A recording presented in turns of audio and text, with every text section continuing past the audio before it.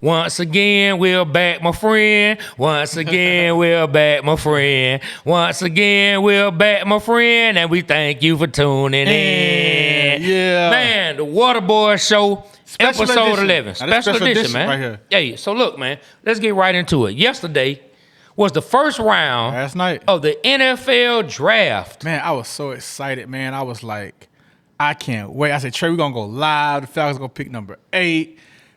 Man, I was thinking the Falcons are about to trade down. Okay. And get their man. Either the you got to help with the names, all right? The Texas defensive tackle. Texas defensive tackle.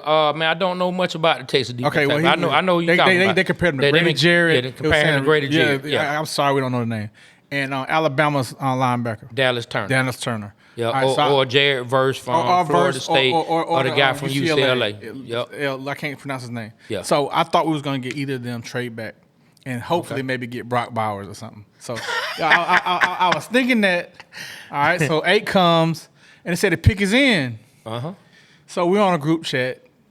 And he said, they're going quarterback. I'm like, quarterback? What are you talking about? How do you know this, Trey? Like, I'm like, to this, I mean, you kind of explained it to me. But, like, I'm like, did he see the pick?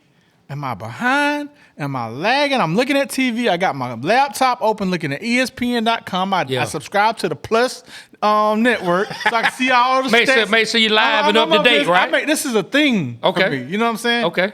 And comes across the board. I see you say Penix on the text message. And then the commissioner comes on the Atlanta Falcons with the 8 selection, selects Michael Penix Jr. I was like, what in the world? And I thought about it. I'm like, we just said we want to get him in the second round.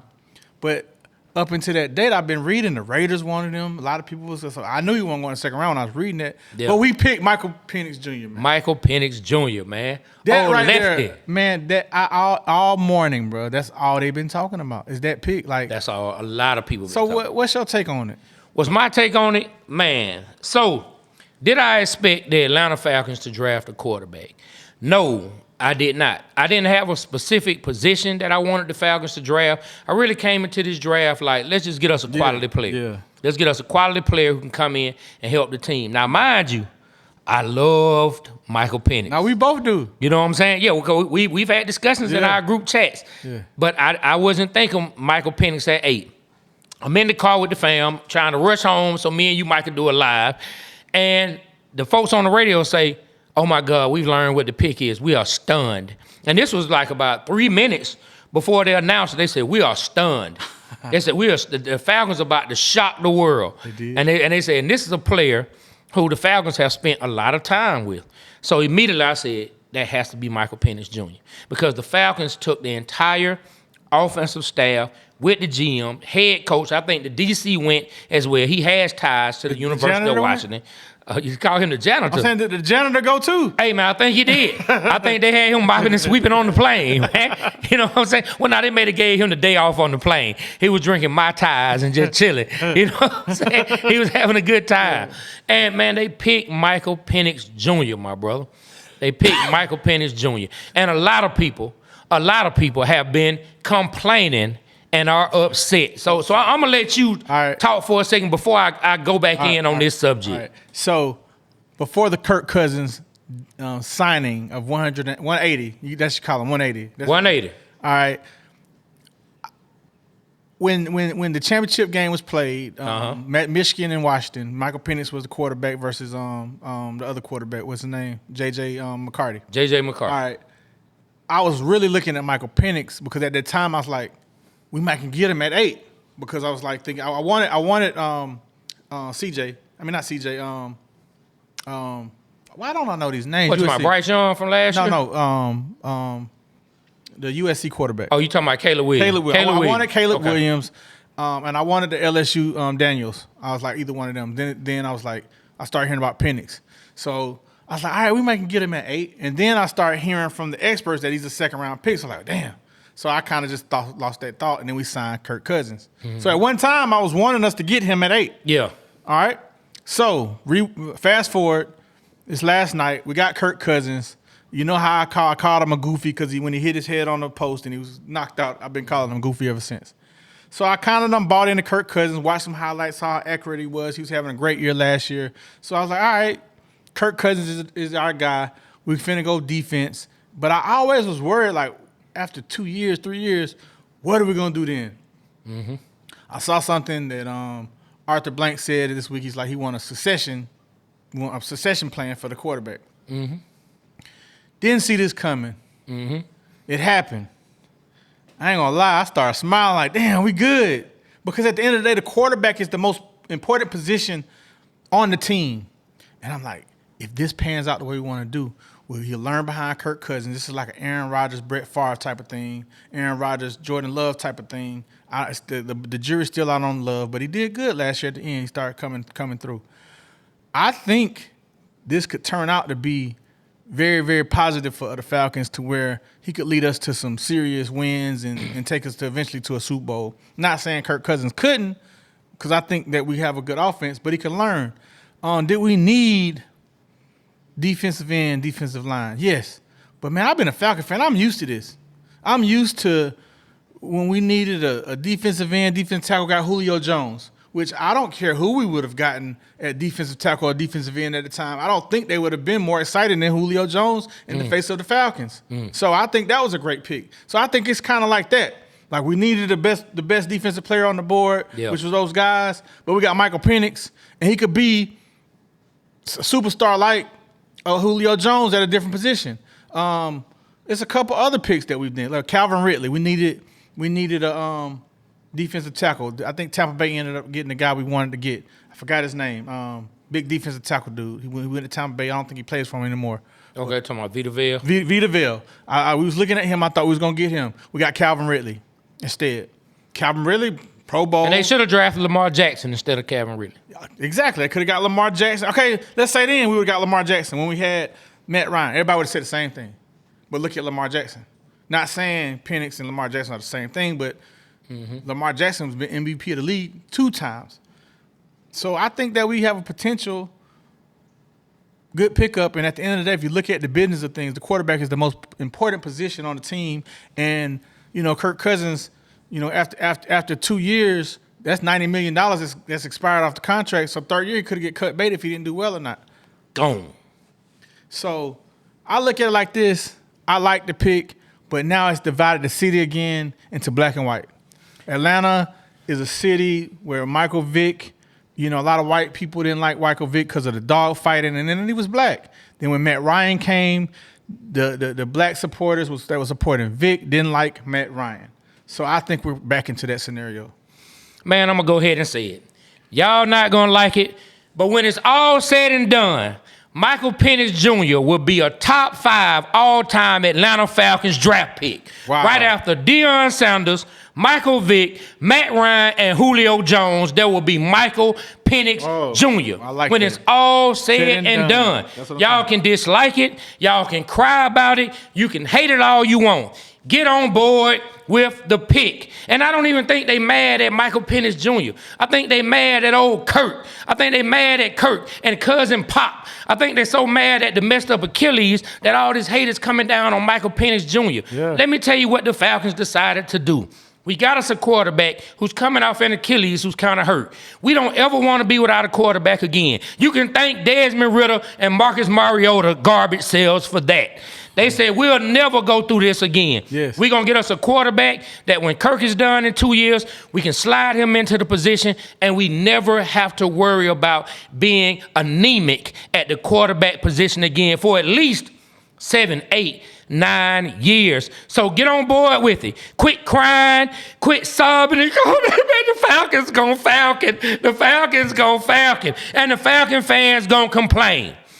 Some white people don't like the black quarterback. The black fans who I thought wanted the black quarterback, now they complaining. I don't know what people want. At the end of the day, the man was picked at number 8. He is now a Falcon. Michael Penix Jr., he is battle tested. He went through some injuries. The man was brought back up from 2 ACL injuries by the Lord himself to be put back on the field. And the man went from being hurt, probably thinking his career was over, to now he's shining and was a top 10 pick. Get on board with it. Yeah. Top 5 all time. I went somewhere this morning and I heard from 2 different people.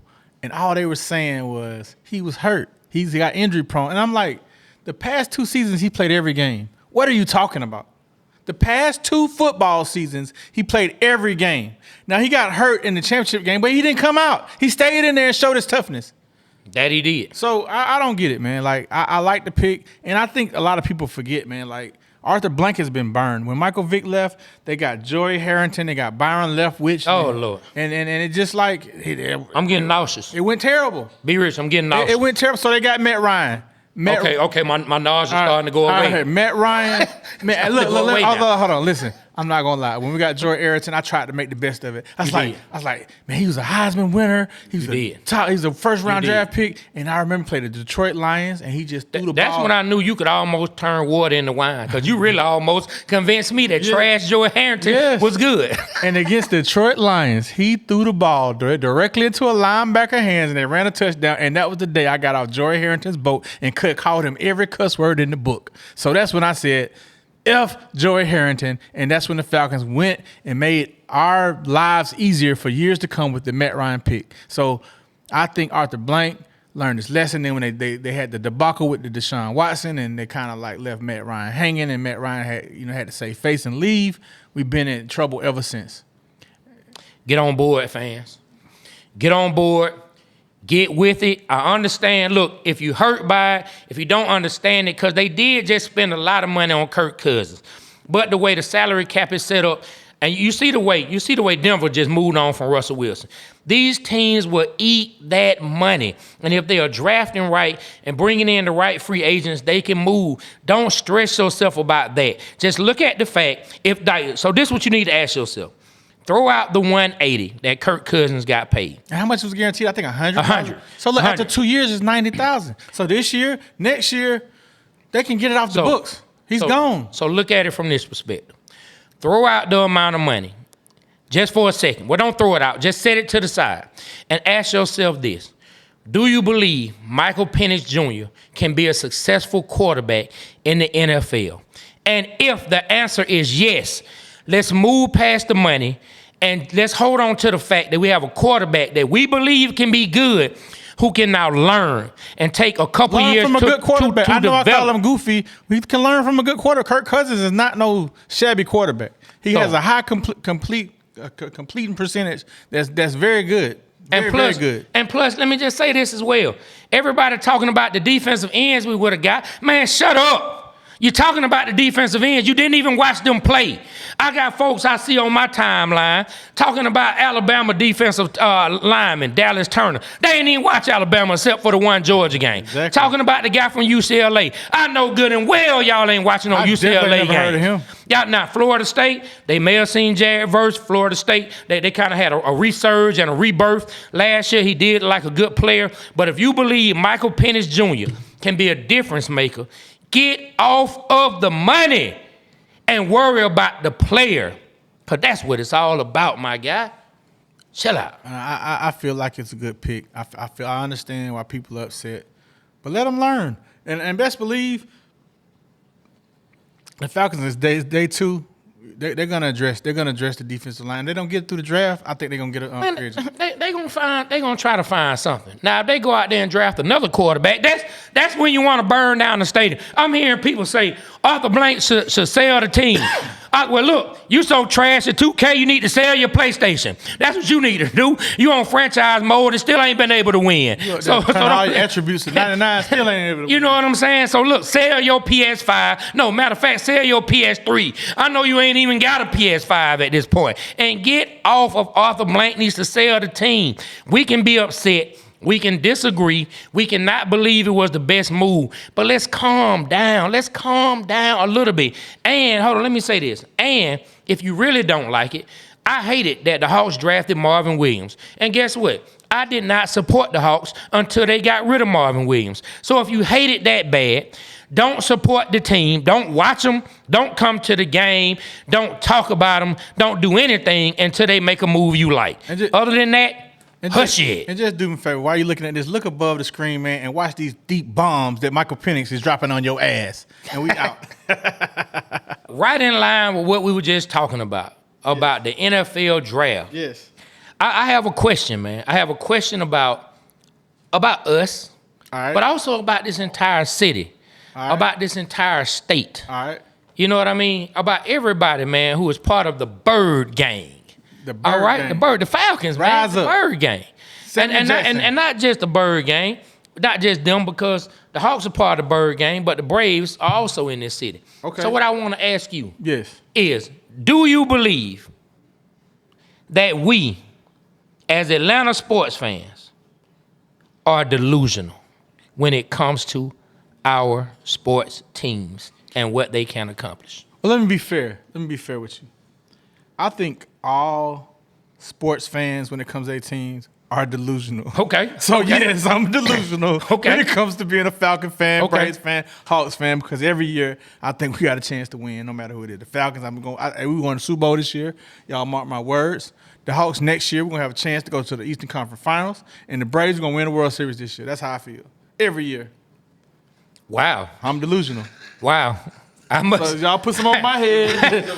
Delusional. So hey, man. Hey, I will say that. I did not expect you to say that. Because me personally, I don't think I'm a delusional sports fan. Now, when we had Arthur Smith, I didn't think he was doing shit. I ain't gonna lie to you. I know. You hated Arthur. Yeah. But me, I don't think I'm a delusional sports fan. No, I really don't. Now, you a realist. You be keeping it real. I try. I mean, I don't think the Hawks are going to win anything next year. Do I think that they can maybe regroup and maybe make it to the playoffs? Yes, but do I think they have a championship caliber team? Not now. Unless they just bring in some player that's unforeseen to us. Yes. Then no, I don't think they can win a championship unless they bring in a player that's Now, when it comes to football, and this is for all my football fans out there. I don't care if it's college. I don't care if it's high school. I don't care if it's NFL. I don't care if it's arena. I don't care if it's flag football with your family and your friends or your coworkers on the weekend. It's only one game to win the championship. Once you get through the regular season, if you can make the playoffs. So I don't think I'm delusional in that, because my thought process is, if they can just get to the playoffs, all you gotta do is beat somebody one game to advance to the next round. And who knows? Anything can happen. Yes. Somebody could have done like Eugene Robinson and tried to catch a little something before the game and got caught and locked up. Somebody could do something stupid. Somebody could be at the strip club. Somebody could just fumble a ball. Somebody's mind could be on IG or TikTok or whatever they doing and mess up, and your team can win. So I don't think I'm delusional, but I do think every year we may have a shot, as long as we can get to the playoffs. Some fans could send a bad pizza to them and they have food poisoning like they did Jordan. They have sick. They might can do that. Do that. But Jordan, man, you know Jordan was on that hand now. Yeah, Gatorade. Man, Jordan was on that Gatorade. hand. He was on that smoking. He was on that Friday after next. He was smoking that. He was smoking that stuff Day was smoking, man. I'm trying to tell you, no, Jordan was good, high, drunk. Nobody send that man no pizza. You finna tell that lie on this podcast, be rich. Hey, that's what he told me. Boy, Jordan told you that himself? Yeah, Boy, you know Jordan? I do. Man, tell me some stories, I man. know Jordan went to high school with. Okay. I know that Jordan. Okay. All right. Jordan Michael Franklin. Jordan, I don't know Michael No, Jordan. you don't know Michael Jordan. Nah. Okay. But I'm just saying, I don't think we're delusional. I think at the same time, I think our city is broken. Before I even say what I think is broken into, I think we have been through so much trauma in the city of Atlanta that everything is a trigger for us. I mean, we've talked about the misfortunes. We've talked about people thinking that the city is cursed as far as sports. And I think we've been through so much trauma as Atlanta sports fans. Look. That is so many triggers for us. All right, I'm finna paint a picture in your head. All right, starting Okay, with paint the picture. I want to see what you the talking Hawks, about. Atlanta Hawks. Okay. Dominique Wilkins. We trade him for Danny Manning. My first heartbreak. Okay. Danny Manning and a box of potato chips, bro. Yeah. We let a superstar grow. Atlanta legend for that. Yeah. Atlanta Falcons. We let Deion Sanders go as a free agent to the San Francisco 49ers. Yep, that they did. The Taylor Smith, Rankin Smith, that broke my heart. Watching Deion Sanders, the most exciting thing that ever happened to the Falcons, besides the 1980 playoffs, they let him walk. We didn't get nothing for him at all. Nothing. he told a, Didn't even get one last high we step could have put before like he walked I out. think it was something called Plan B free agency or something where we could have kept him. And they didn't do it. They didn't do it. Dion tricked him. I'm gonna sign with y'all. And like middle of the day, see you. I'm in San Francisco. I remember that. That hurt. The Atlanta Falcons. Michael Vick, the Michael Jordan of our city, of the NFL, gets caught up and indicted. You remember where he was? He was in Columbus, Georgia. Indicted for dog fighting, which people go bear hunting, go fishing, go whatever. That was his culture. That's what he grew up in, and he got locked up. I see if he got a fine, suspended some games. He got locked up in jail for dog fighting that they do in his state. It's culture. That's how he grew up. Got locked up mean for it was 2 legal, years. though. I didn't say it was illegal, whatever. All I'm saying is we go hunt bears and True. deer. True. We kill deer. We kill Bambi. Deer season, bro. They put Bambi in the cross scope. Pow! Pull up Bambi is My gone. man said they killed Bambi. I'm just saying. So we talking about some. I don't condone. Yeah. Let's please leave that alone. But what I'm just saying We don't is, need Peter knocking on our door. Peter, look, Try- I don't condone dog fighting. I love dogs. Don't need and cats. nobody I also love deers and bears. Because I'm going to tell you like this. If I'm at a Mexican restaurant having a good time eating tacos and guacamole and somebody throws some little fake pet blood on me, somebody dying. I mean, and Somebody's getting hurt. And they talking about we eating dogs. Somebody's and cats. getting hurt. And at the local Hong Kong food. So listen, we don't need that. Okay. We don't need that. Thank you. We are sensitive to all owners. We're sensitive to all lives. Yes. I get. All lives matter. Oh Lord. All lives matter. Oh, Dogs, Lord. cats, and rats. They Oh, matter. Lord. So what I'm just trying to say This is has taken a turn for the worse. Okay, let's steer it back. We lost we're used to heartbreak, man. We're used to heartbreak.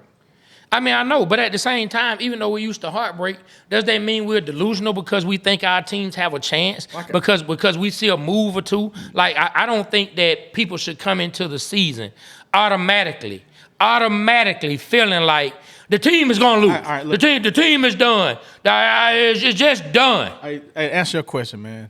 I think the question should have been put like this. Like I say, all sports fans to me are delusional. We should say which sports franchise has the most delusional fans. So let's change it then. All right. Which sports fans are the most delusional? I say the Cowboys fans. You think I Cowboys say the fans Dallas are the most- Cowboys fans are the most delusional. For some reason, they think they're going to win every year, and it's publicly. It's like the Cowboys got the best offensive line. The Cowboys got the best quarterback. The Cowboys got the best receiver. Even more than Knicks fans? Nah. The boy, them Knicks fans. Them Knicks fans, boy. Spike Lee be on TV. I'm talking, boy, he be dressed like a jack-o'-lantern. I don't know what be going on with Spike. Spike be looking like a little black man jack-o'-lantern. Black-o'-lantern. Black-o'-lantern. Black-o'-lantern. Black-o'-lantern. Black-o'-lantern. I'm telling you. He done made up a word. The black-o'-lantern, man. Y'all hear that, bro? That's hilarious. I'm telling you, man. Like it looks crazy to me. It looks crazy. Mm-hmm. I mean, I'm an old man, but good God. So Spike Lee got me by about I don't know how many years, but he be dressed like I don't know. So I think that we should put it that way because I'm definitely delusional when it comes to the Falcons. Man, I don't. You know You're what? not, I ain't gonna lie. I give it to you. You're not delusional. You're positive. You have positivity and you give it hope every year. So, but you keep it real a lot of times. So the number one sports hater, who we gonna have him come in and call in or something on the show one day. But the number one, I won't say his name. Nah, say his name. Nah, I ain't gonna say his Take name. the gloves off. Nah, I ain't gonna say his name because Put his picture up. Let everybody see him.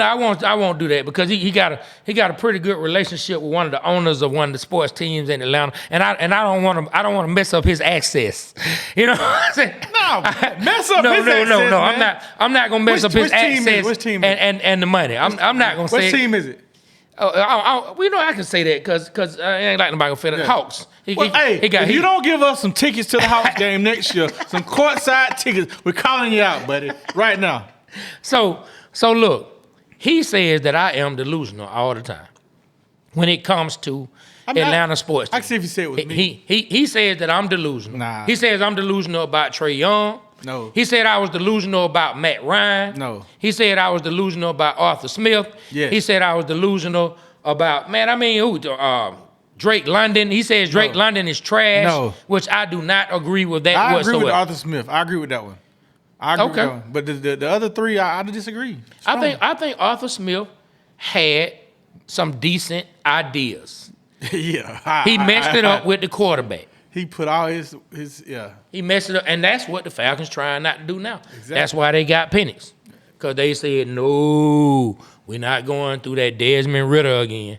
No, we're not going through that. I'm trying to tell you, man, what the Falcons went through is like the person or the young beautiful woman who dates somebody, a particular type of person, and he just breaks her heart. And from that point on, she says, you know what, I ain't going through that no more. I'm going to do whatever I can over here to make sure I'm right. That's Arthur Blank. He went through that Desmond Ritter pain, that Marcus Mariota pain. He said, I ain't going through it no more. Yeah. I'm going through nothing but happiness. Yeah. At least I'm going to try my best. Yeah. And that's what happened. Yeah, Man. I agree. Dallas Cowboys the most delusional. I don't know. You brought They can be. They You can brought be. up the Knicks, but I mean, in football, the Cowboys. In basketball, the Knicks. In baseball, I can't tell you. Yeah, I couldn't tell you either in The baseball. Dodgers fans, or the Mets fans. The Mets fans are really delusional. Man, look, I don't even have anything, like any moments that happen for me to necessarily dislike the Mets, and I don't dislike them now, but for some reason I get joy out of the Braves just beating down the Mets. I don't know why. That's all right. I don't even look at them as a rival, but I get joy out of the Braves beating them. I get joy. Yeah. Like I'm talking about real joy from the Braves. We beating got up to on do the that Mets. to the Phillies as well. We need to beat up on the Phillies. Well, I mean, I hope the Braves don't look at them as a rival, because so far in the playoffs, but the Phillies been beating the mess out of them. Boy, I'm talking about they been beating the mess out. Stick on us last year, bro. I can't believe it. Yeah, man. But you know, delusion, I guess it may come with it for some. I don't think I'm delusional. I definitely don't think Falcons fans are some of the most delusional. At all. At all. I think I'm delusional because I think we're gonna win every year. I have a chance. Now the Hawks, I ain't think this year, but I'm hopeful. I'm hopeful we're gonna do good. But the Falcons this year, I feel like we can go deep. Hey, I want to talk about this, man, pertaining to the draft.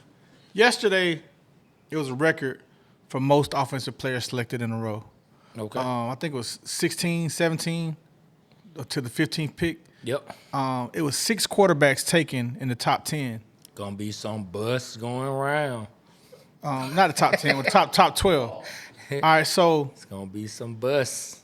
in every draft, there's not that many Hall of Famers that's selected. It's probably like 4 to 5 Hall of Famers that's selected every draft. So let's talk Every about draft? You go back and look at Wikipedia and you look at the Hall of Famers, like it's not that many. No, but I'm talking about every draft. I would think it's less than that. Well, I mean the ones that are you go back about 8 years, you'll start seeing it. You know, like you'll start seeing who's Hall of Famers, but like 8 till now, you're not gonna really be seeing. Wow. Yeah, go Wikipedia and look. I would. It's like 4 to 5. I would think it was less than that. Nah, 4 to I would 5 think each it would class. be- But think about it. I would think it would be about maybe 1 to 2. Nah, it's about. From when I was looking at it, I know some that may be like 2 or 3, but like the average was like 4 or 5 when I was looking Jeez, some so time ago. everybody really does make the Hall of Fame. That's out of all the players that are drafted, it's over hundreds of players that are drafted. But to make the Hall though, that's like Like I just didn't think the number would be that high. Yeah. So my question is, out of the 6 quarterbacks, who do you feel are going to be great and who do you feel are going to be bust? Michael Penix Jr. is going to be the greatest thing since sliced bread. I said it. All right. Who else? Okay. I like Penix. I like Caleb Williams. Why do you think Caleb Williams is going to do good on this level? So, man, I like his arm strength. I like his improvisation. But I will say he's gonna have to work on that. He's gonna have to work on the way he like just improvs in the pocket, the way he'll just kind of throw off script. He'll throw across his body. He's gonna have to work on that. It like make plays, go off script, but at the same time he's gonna have to work on the throwing across his body. That might hurt him at the next level. I've seen a couple throws across his body. The hips, I saw that going to the left and the way he twisted his Yeah, hip. that you can't do that on a consistent basis in the NFL. At least I don't think you can. Yeah. Jaden Daniels, I also like Jaden Daniels. Strong arm. He's going to be a bust or he's going to succeed? I think he's going to succeed. You think so? I think he's going to succeed. Washington, he's going to do his thing. I think he's going to succeed. All right, let me ask you. Those are the three that I see right now that I think will succeed. All right, Drake May. I don't know much about him. I just heard a lot about him since the draft. What do you think he's going to do? My son said, man, that dude looks like a YouTuber. so I mean, so there we go. that's just like, so now I can't unsee it. When I see Drake May, he does look like a YouTuber. Like he looks like he gonna say, "Hey, today guys, we're giving away $5,000. Make sure you like, share, I see you like, share, and subscribe." Like, so Drake May is the like, share, subscribe guy. That's what he. I can't say that he's gonna be a bust, but I can't unsee him looking like a YouTuber. Right. I can't unsee it. All right, who's next? Okay, you know what? Matter of fact, man, I'm just gonna say Penix and Daniels. I'm gonna narrow it down to those two. I'm not even gonna put Caleb Williams in the success anymore. I'm just gonna say Jaden Daniels and Michael Penix Jr. All right, cool. Yes, I'm biased. What about I want to just give everybody their fair share. What about J.J. McCarthy? Don't know. Haven't watched J.J. McCarthy enough to have confidence in him. The couple times I did watch him play at Michigan, he didn't really wow me. I can't tell you his deficiencies. I can't tell you what he does wrong. I can't tell you like how he throws out them 15 to 20, 25-yard outs. I can't tell you how he throws the post.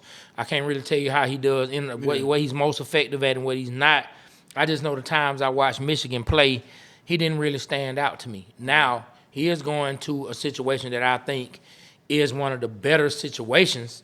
I think the head coach in Minnesota is a really good offensive mind. Yeah. And so I do think he's going to a place to where, from a play calling standpoint, McCarthy might have the best chance for immediate success because I like his head coach as far as the plays that he calls. And watching some of the highlights when he got drafted yesterday, he seems like he makes a quick decision to get rid of the ball. So we'll see. Last but not least, and it seems like this kid has been playing college football for 10 years, Bo Nix. What you think about him? Man, honestly, you know, I do my best to not disrespect any players, to not I was about to crack a joke about Bo Nix, but I'm gonna save my joke just for myself. I don't like Bo Nix. I watched Bo Nix play at the University of Auburn. You can say what you want to about what Malik Willis has done in the NFL or what you think he has not done, but I didn't understand why Bo Nix was starting over Malik Willis at Auburn. I didn't understand it. I did not see it in Bo Nix. And after Malik left and the job became completely Bo Nix's, I just didn't see it. Mm-hmm. I watched him play Georgia a couple times. Now, he went to Oregon, and his career was revitalized. It was given new fresh air. I mean, it was given new life. But at Auburn, if he would have come out to the draft from Auburn, that man would have probably been a 6th, 7th round, maybe even undrafted player. And then think about this, like, how old was he? Was he like 27? How old? I don't know. Like, he's old. And if you're 25 plus playing against 19-year-olds, 18-year-olds, like, you should do well. I mean, he's going to Sean Payton. He went to Denver. Yeah. I don't believe in Bo Nix. I saw Bo Nix play. Once again, if you want me to give you a technical reason why, if you want me to break down certain plays, what routes, like what throws, what throws on the route tree that he doesn't hit the best when his receivers are running, I can't give you that. All I can tell you is I watched him play against Georgia multiple times, and I wasn't impressed. Gotcha. I wasn't. I just was not impressed. Matter of fact, there was some close games, and I would say he was the reason he lost a couple of those games. Now, C.J. Stroud, I really only watched C.J. Stroud. Like, I really only watched him. Watched him play one game. And that was against Georgia, and I was like, he was hitting them. I was like, this dude is for real. He for real, for real. You know what I mean? So I never saw that from Bo Nix. I never saw that from Bo Nix. And then one quick thing. I was watching a video last night, right after the draft, right after the first round. A video with C.J. Stroud, Michael Parsons, and Kyle Pitts. And they were talking to some guys from Bleacher Report. Michael Parsons talked really well about Michael Penix. He said, man, Michael Penix, man, he always been a dog, man. He was saying when Michael Penix went to, I think it was Indiana, they played against Penn State. He talked about how he put up like 400 yards on them, and they beat them that particular game. C.J. Stroud talked about how before he went to Washington, before Michael Penix went to Washington, he was in Indiana, played against him at Ohio State, and how like he balled out against them. They talked about how they always thought that he could really play. Wow. So all right, just like you described the other quarterbacks, we didn't get a chance. We talked about him. Describe Michael Penix play. Man, I feel like Michael Penix can hit every single route. He can make every single throw. He got a lot of touch on the deep ball. I mean, he can hit them in stride. He can drop it in a bucket. I feel like he throws the out route really well. I mean, that's what you're looking for a quarterback. You're looking for a quarterback who can hit that 15, 20, 25 out route with consistency.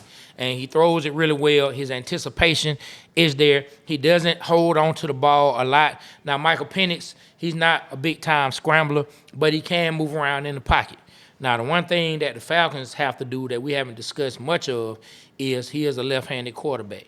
Right now, his blind side is our weakest player on our offensive line, which is our right tackle. Now, that has to change because he's a lefty. Mm-hmm. And so our weakest player on the line, by far, our weakest O-lineman would be protecting his blind side. So they're going to have to invest in getting a top-notch right tackle when Michael Penix is ready to take over. It's not going to be the same. The left tackle is there, but you need that right tackle to shore it up and keep it. And I just like I talked about earlier, the man went through injury. Man, if you got a chance, I know you didn't use it in the car, but go listen to Kurt Warner's analogy on Michael Penix. Like, he said some really good things. He's like, he got really good touch on the ball on the short intermediate passes, and he said he was by far the best deep passer in the draft. And I got a chance to look. It's like when he threw the ball, like the receivers weren't waiting for it. They were in stride, or he knew when the time it wasn't really any close. Like, he'd get it there. He had a great decision, judge making. That's what Kurt Warner said. So if you get a chance, check that out. Man, I really like him. Yeah. Like, the injury, I mean, it scares me. It scares me like it scares everyone else. It does. Like, I would be lying if I said his injuries do not scare me. But at the same time, on the flip side of his injuries, you look at how he fought through those injuries. Mm-hmm. You look at the adversity that the man has been through. You look at how he still kept a head on his shoulders and fought for what he wanted, and how this man got up and accomplished it to be a top draft pick. You have to respect that kind of mental fortitude, that kind of heart, that kind of tenacity, that kind of whatever you want to call it. Like, you have to respect that from Michael Penix Jr. And I want to say this about him too. When he was at Indiana, they said he was a scrambler. He ran a lot.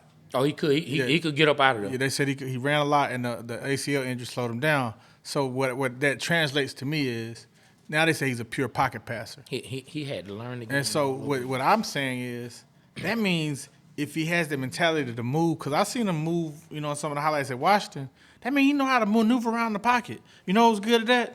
Tom Brady, Drew Brees, Joe Montana. They knew how to avoid the sack. So you think he's not going to come into that or have that same ability? I think so. I think the scrambling ability that he had at Indiana is going to translate well in the NFL. And let's hope, right?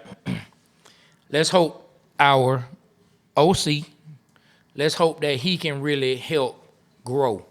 Like, one thing that he's done that has been his calling card since he got into coaching was to help develop quarterbacks. Yeah. That's what he's done. I mean, he is a former quarterback.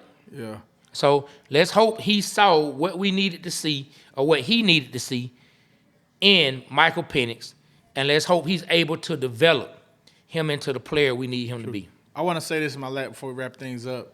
I want to say, I think Kirk Cousins is going to do well. I feel like the competition at the quarterback position now is only going to make you have competition. It's going to make you do better.